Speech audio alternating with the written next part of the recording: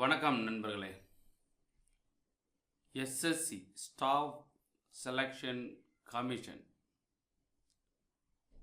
Notice combined graduate level examination 2020.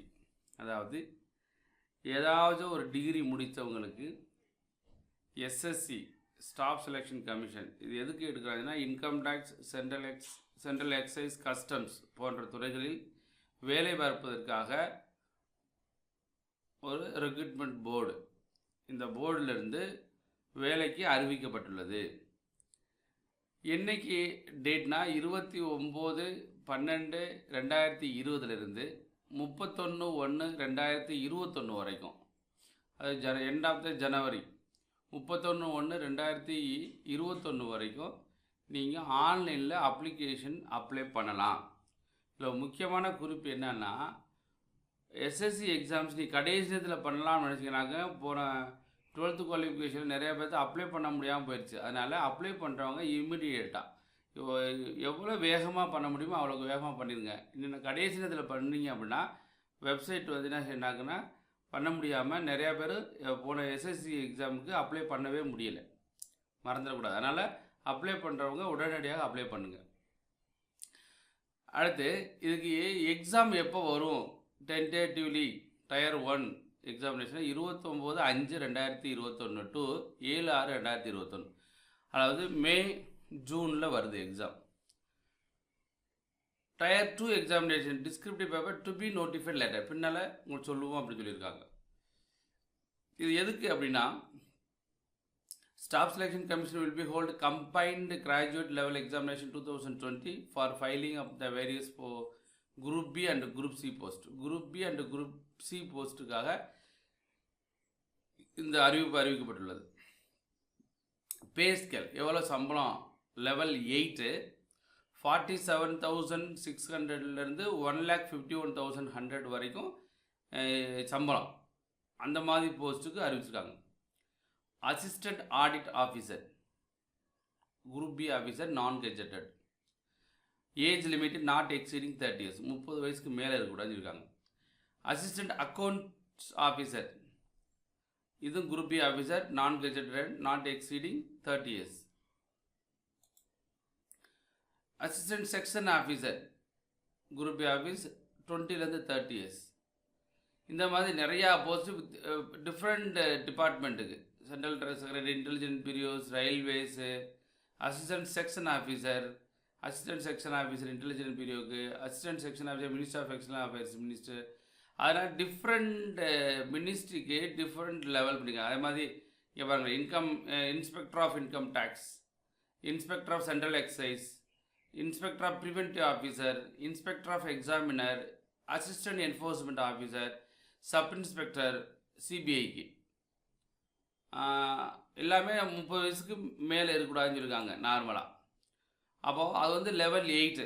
Level 6ல் வந்து assistant, அப்புறம் assistant for superintendent, divisional accountant, sub inspector, NIA agency இருக்கு இல்லையா, அது junior statistical officer. சிலருக்குலாம் 32 வயசு வரைக்கும் எழுதலாம் அப்படின்னு சொல்லியிருக்காங்க. சிலருக்கு 30 வயசு வரைக்கும் எழுதியிருக்காங்க. ஆடிட்டர், அக்கௌண்டன்ட், ஜூனியர் அக்கௌண்டன்ட் எல்லாம் 18 வயசுலேருந்து 27 வயசு வரைக்கும் எழுதலாம். ஸோ சிலது 20 to 30, 32 இருக்குது. சிலர் வந்து 18லேருந்து 27 வரைக்கும் எழுதலாம் அப்படின்னு சொல்லியிருக்காங்க.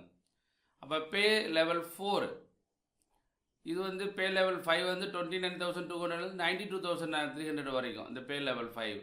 பே லெவல் 4 வந்து 25,500 81,100 வரைக்கும். இது வந்து senior secretariat assistant, upper division clerk, tax assistant, sub inspector. So இந்த மாதிரி போஸ்ட்டுக்கு அறிவிச்சிருக்காங்க. சம்பளம் மினிமம் வந்து 40,000லேருந்து 1.5 லட்சம் வரைக்கும் இருக்குது சம்பளம். அதனால் நல்ல ஆப்பர்ச்சுனிட்டிஸ், இந்த ஆப்பர்ச்சுனிட்டி விட்டுறக்கூடாது. அதனால் கடுமையாக உழைக்க ஆரம்பிச்சிருங்க. ரைட்டா? ரைட். ஏஜ் லிமிட் பார்த்தா 1/1/2021 பார்க்கணும். ஏஜில் பார்க்கணும் 1/1/2021. சில போஸ்ட்டுக்கு 18லேருந்து 27 வயசு வரைக்கும், சில போஸ்ட்டுக்கு 20லேருந்து 27 வரைக்கும், சில போஸ்ட்டுக்கு 20 to 30 வரைக்கும், சில போஸ்ட்டுக்கு வந்து 32 வரைக்கும்லாம் இருக்குது. அதனால் ஒவ்வொரு போஸ்ட்டுக்கும் இருக்குது. இதே எஸ்சியாக இருந்தீங்கனாக்கும் 5 வயசை நீங்கள் கூட்டிக்கலாம். இப்போ 30 வயசு இருந்தால் 35 வயசு எழுதலாம். ஓபிசியாக இருந்தீங்கனாக்கா 3 வயசு கூட்டிக்கலாம். இந்த மாதிரி ஒவ்வொன்றுக்குமே என்ன வச்சுருக்காங்க, ஏஜ் ரிலாக்ஸேஷன் கொடுத்துருக்காங்க. ஒவ்வொருத்தருக்கும் ஏஜ் ரிலாக்ஸேஷன் இருக்குது. தேவைப்பட்டவங்களுக்கு ஏஜ் ரிலாக்ஸேஷன் பார்த்துக்கலாம் நீங்கள்.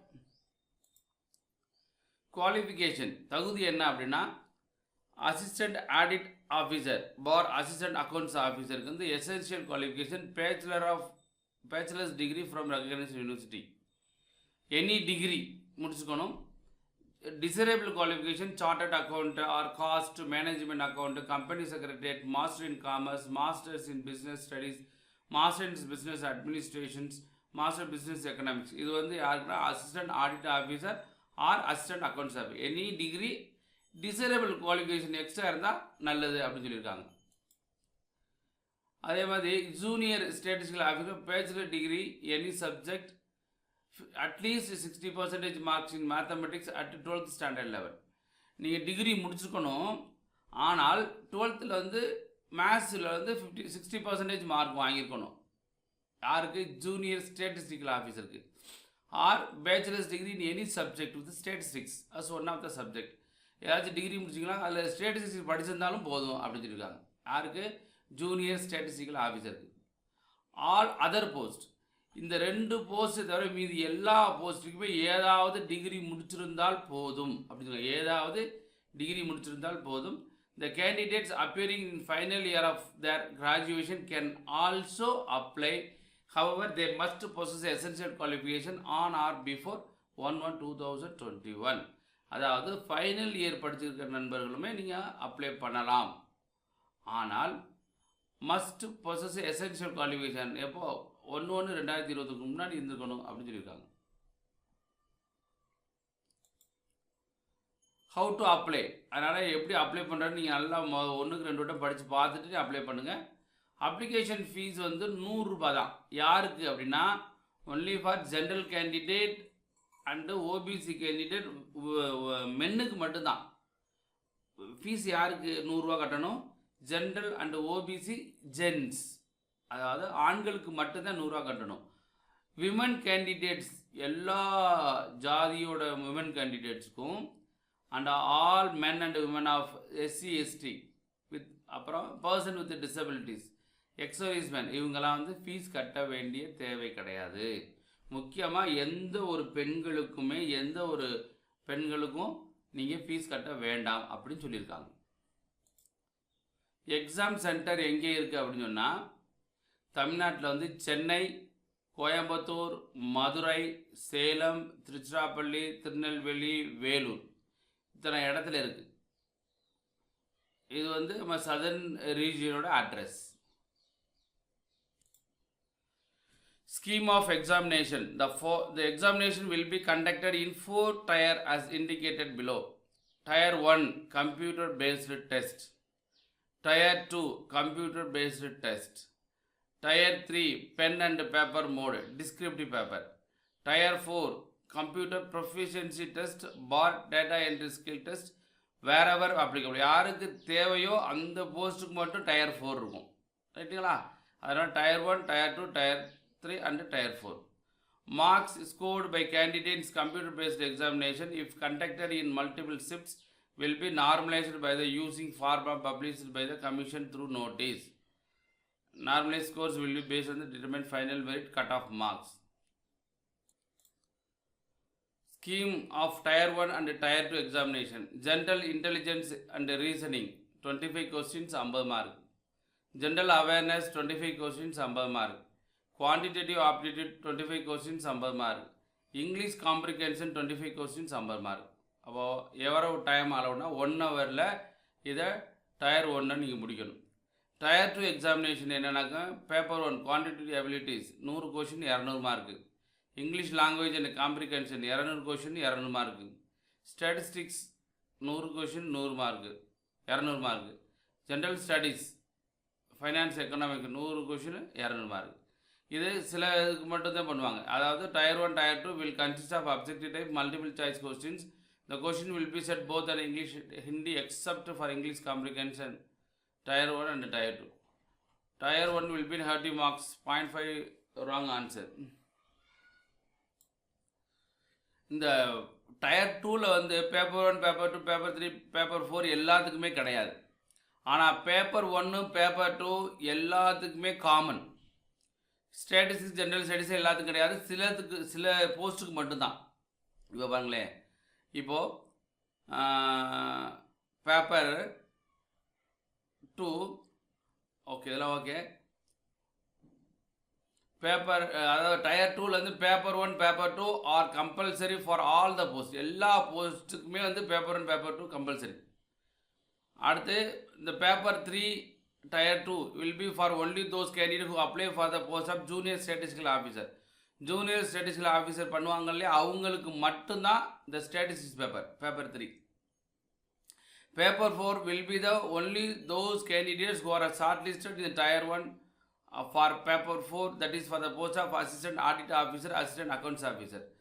assistant audit officer, assistant accounts officer apply பண்ணுறாங்க இல்லையா, அவங்களுக்கு பேப்பர் 4 வந்து அவங்களுக்கு மட்டும்தான். பேப்பர் 4 அவங்களுக்கு மட்டும்தான். அதனால் பேப்பர் 1 and 2 எல்லாத்துக்கும் கம்பல்சரி. பேப்பர் 3 வந்து for JSO, junior statistical officer. Paper 4 வந்து இவங்களுக்கு accounts audit, assistant audit officer, assistant accounts officer. Script tier 3 வந்து பென்னண்ட் பேப்பர் எழுதணும் நீங்கள். Descriptive paper in English or Hindi. English எழுதலாம் இல்லை ஹிந்தி எழுதலாம். Writing of essay, precis writing letter, application extra இதெல்லாம் வந்து எழுதணும். 100 மார்க்கு 1 ஹவரில் நீங்கள் எழுதணும் அப்படி இருக்காங்க. Paper 1 tier 3 will have to written in either Hindi or English. Part paper written in Hindi or part in English will awarded 0 marks. கொஞ்சம் இங்கிலீஷ்லையும் கொஞ்சம் ஹிந்தியில் எழுதுனாலும் மார்க் கிடையாது அப்படின்னு சொல்லிட்டாங்க. அதனால் இங்கிலீஷ் எழுதணும் அல்லது ஹிந்தியில் எழுதணும். அப்புறம் டயர் 4 வந்து ஸ்கில் டெஸ்ட், அதாவது compulsory computer proficiency test, data entry speed test will be conducted. அது வந்து யாருக்குன்னு அவங்களுக்கு மட்டும் கண்டக்ட் பண்ணுவாங்க, எல்லாத்துக்கும் கண்டக்ட் பண்ண மாட்டாங்க. ரைட்டா? இதே வந்து எஸ்எஸ்சியோட டீட்டெயில்ஸ்.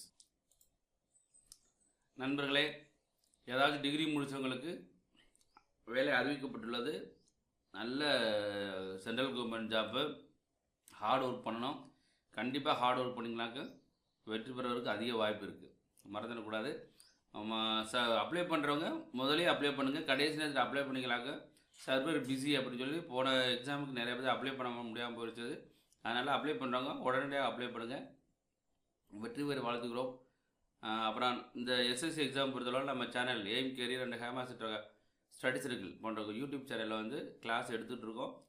அதில் ஃபாலோ பண்ணிட்டே வாங்க. கண்டிப்பாக அதில் படித்தாலே நிறைய ஆப்டிடியூட் கிளாஸ், நாட் ஓன்லி ஆப்டின் போட்டாலே நீங்கள் ரயில்வே எதுக்கு போட்டிருந்தாலும் நீங்கள் எஸ்எஸ்சிக்கு படிச்சுக்கலாம். அந்த மாதிரி போட்டிருப்போம். அதனால் படித்து வெற்றி பெற வாழ்த்துக்கிறோம். வெற்றி நிச்சயம். மறந்துடாமல் இந்த வீடியோ பார்த்துருக்கிற நண்பர்கள் நிறைய பேருக்கு ஷேர் பண்ணுங்கள். பெண்களுக்கு ஃபீஸ் கிடையாது, மறந்துக்கூடாது. நன்றி. வெற்றி பெற வாழ்த்துக்கிறோம். நன்றி, வணக்கம்.